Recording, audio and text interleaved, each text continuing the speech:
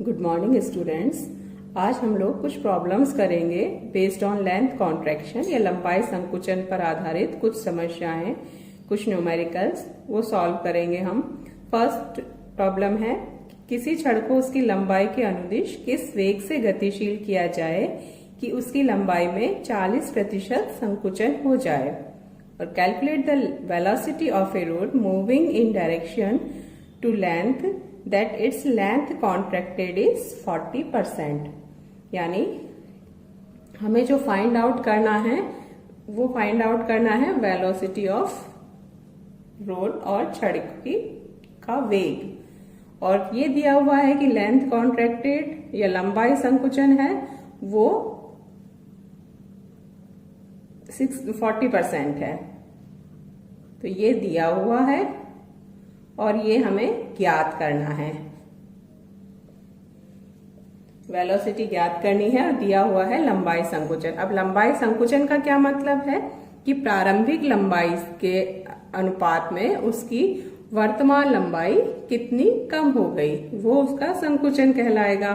तो प्रारंभिक लंबाई L0 थी, अब मान लीजिए L हो जाती है और प्रतिशत निकालना है तो L0 minus L upon L0 into 100, ये उसका प्रतिशत संकुचन कहलाएगा।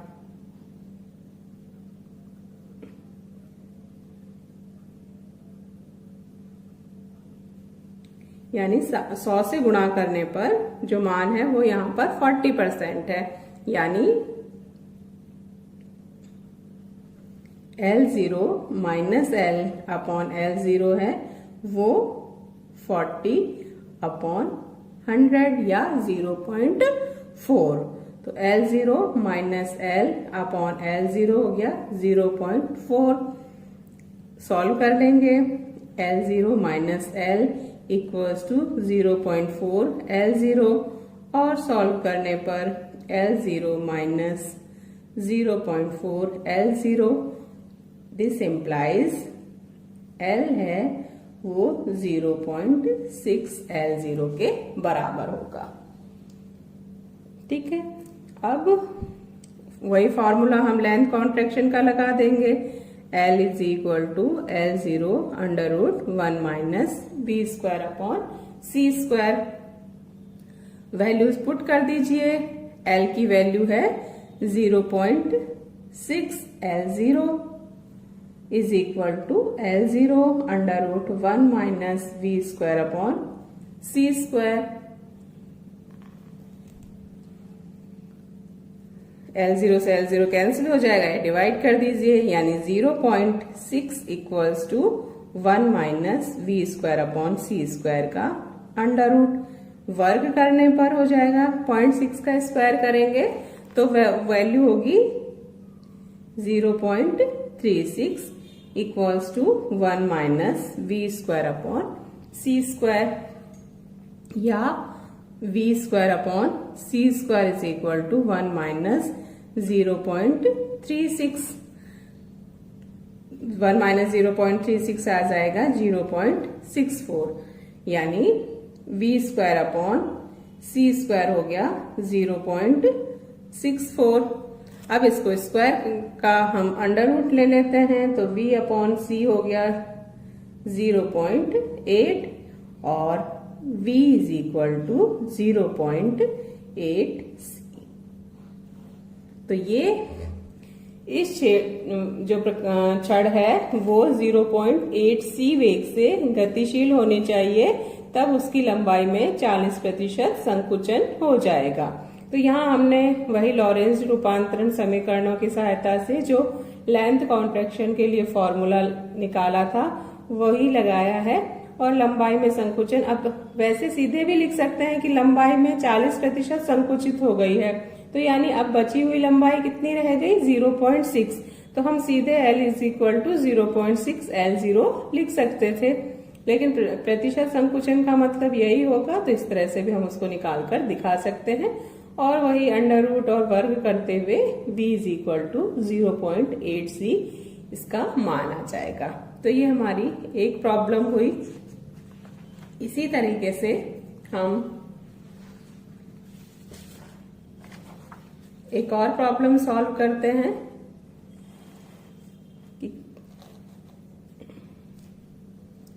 किसी अपनी लंबाई से 60 डिग्री का कोण बनाती हुई दिशा में 0.8 सी वेग से गतिशील छड़ के प्रतिशत संकुचन की गणना कीजिए। यहाँ पर हमें प्रतिशत संकुचन ज्ञात करना है और दिया हुआ है कि जो छड़ है वो अपनी लंबाई से 60 डिग्री का कोण बना रही है और लंबाई की उसी दिशा में वो 0.8 सी वेग से गतिशील है। यानी ये मान लीजिए हमने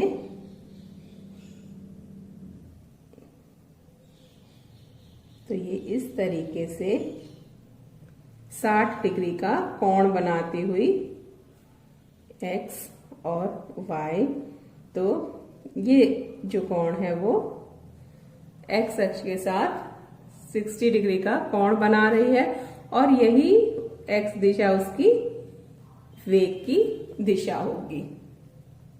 तो अब हम देखें, मान लीजिए ये इसकी लंबाई L0 है, तो इसके अब दो कंपोनेंट्स होंगे, x दिशा में भी होगा और y दिशा में भी होगा। तो वो कंपोनेंट निकालने के लिए हम परपेंडिकुलर ड्रॉप कर देते हैं। तो ये तो कौन सी दिशा हो जाएगी, y अक्ष के समांतर है तो L और O में लिख रहे हैं तो L0y, और ये x के पैरेलल है तो ये L0x। अब क्या होगा, ये 60 डिग्री का कोण है, ये x और y है तो ये 90 डिग्री, तो ये तो क्या हो जाएगा, कर्ण होगा।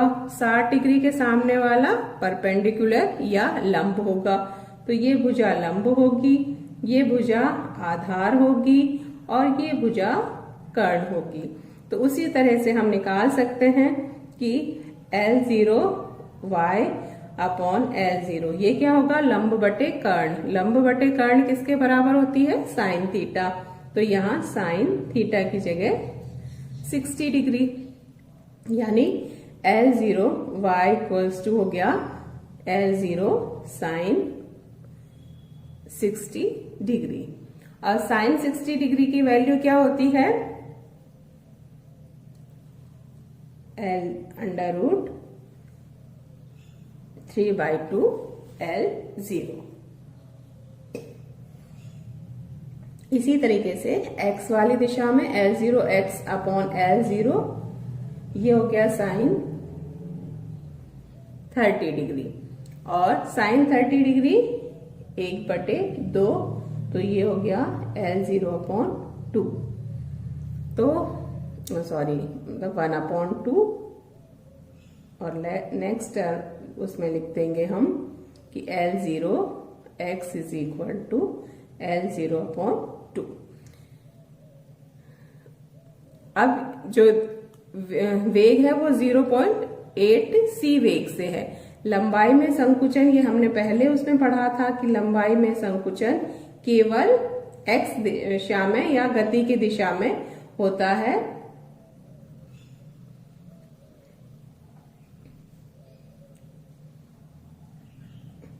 और यहाँ पर ये x दिशा के साथ 60 डिग्री का कोण बना रही है, तो लंबाई में संकुचन यानी यहाँ पर केवल x दिशा में।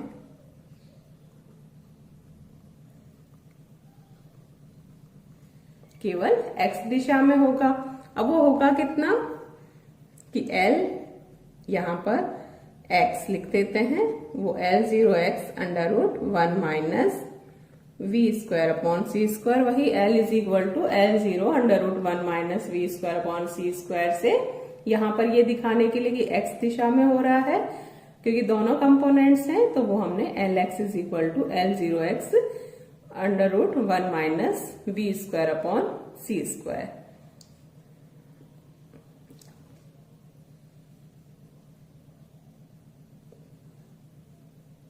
तो Lx इक्वल्स टू L0x पहले ही L0 अपॉन 2 के बराबर है, 1 माइनस v है वो 0.8 सी, तो 0.64 सी स्क्वायर अपॉन सी स्क्वायर आएगा, वो कैंसिल हो जाएगा। 1 माइनस 0.64 क्या होगा, 0.36, और 0.36 का अंडर रूट क्या होगा? 0.6। तो LX is equal to 0.6 upon 2 L0 और LX is equal to 0.3 L0। और y दिशा में वो सीधे सीधे किसके बराबर होगी? L0 y के, क्योंकि y दिशा में कोई संकुचन नहीं होगा, संकुचन केवल गति की दिशा में या यहाँ पर x दिशा में होगा। तो Ly जो स्टेशनरी अवस्था में होगी L0 y के बराबर ही होगी और L0 y बराबर है अंडर रूट 3 अपॉन 2 L0 के। तो अब लंबाई कितनी हो गई? Under root LX square plus LY square. Put कर देते हैं वैल्यूज।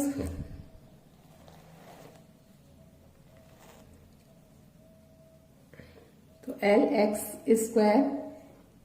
स्क्वायर है 0.3 L0, तो इसका स्क्वायर होगा, उसको L0 को हम बाहर ले लेते हैं। L0 0.3 का स्क्वायर 0.09 प्लस Ly का स्क्वायर 3/4 यानी 0.75। L0 स्क्वायर उसको उससे बाहर पहले ही हम ले चुके हैं, तो यानी L जो लंबाई है वो 0.84 L0 के इक्वल है। 0.84 का अंडर रूट कितना होगा? 0.81.9 का स्क्वायर होता है, तो उससे थोड़ा सा ज्यादा होगा, तो एग्जैक्ट निकाल सकते हैं। लगभग ये 0.92 L0 के बराबर आएगा। अब प्रतिशत संकुचन निकालना है, तो जैसा हमने पहले लिखा था L0 minus L upon L0 into 100, ये इसके प्रतिशत संकुचन के बराबर होगा। तो L0 माइनस L की वैल्यू आई है 0.92 L0 अपॉन L0 इंटू 100। अब L0 वही दोनों कॉमन लेकर इससे कैंसिल कर सकते हैं, और ये 1 माइनस 0.92 तो बच जाएगा 0.08 इंटू 100 और 8%।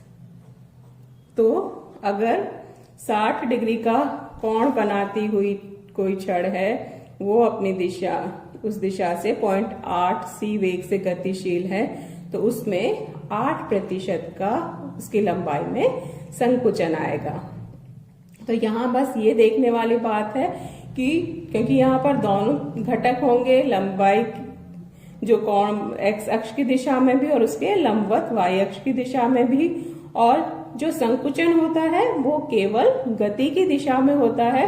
तो यहाँ पर गति केवल x दिशा में है, जिससे वो 60 डिग्री का कोण बना रही है x अक्ष के साथ। तो हम जो फॉर्मूला था लंबाई संकुचन का वो केवल x कंपोनेंट के लिए लगाएंगे, y कंपोनेंट सच जो पहले था वही रहेगा। और लंबाई है कि कोई भी जो वेक्टर होता है r i cap x plus j cap y, उसका परिमाण कितना होता है? Under root x square plus y square. तो यहाँ भी जो L होगी या L0 भी होगी वो क्या होगी? i cap L0x plus j cap L0y, और L भी यहाँ पर क्या आएगा? i कैप L0 नहीं Lx plus j cap Ly। तो L का मान हो जाएगा under root Lx square plus Ly square. तो वही हमने यहाँ पे रखा है। ये वैल्यूज पुट करके सॉल्व करते हुए हम ये रिजल्ट प्राप्त करते हैं। तो हमने 2 प्रॉब्लम्स की हैं, कुछ प्रॉब्लम्स हम नेक्स्ट लेक्चर में करेंगे।